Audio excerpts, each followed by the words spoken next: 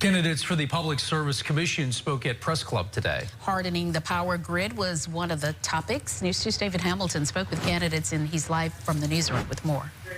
Michael, Sylvia, the candidates had their differences, but were in agreement on the need for grid hardening in Louisiana.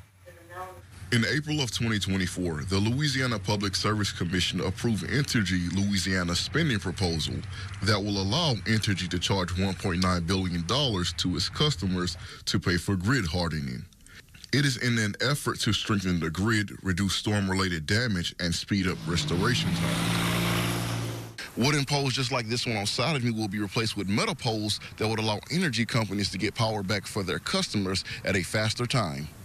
While all three candidates are in support of grid hardening, there is still an issue with the price tag. The question is, who has to bear the cost and who has to bear the risk? And I will fight for the ratepayer to make sure that it doesn't fall back on the ratepayer where it should fall on the utility companies to protect us from the times that we are down in a storm.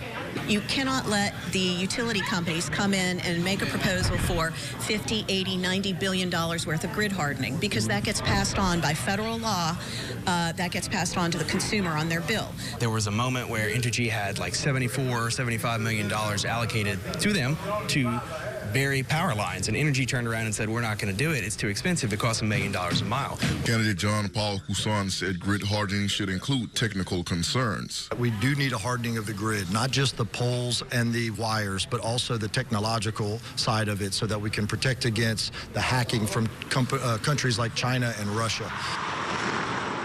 Candidate Julie Quinn says the benefits are obvious. Randall, Louisiana put in billions of dollars of upgrades to their grid. They didn't lose power for 1 hour this last Hurricane Francine, not 1 minute. So it is effective.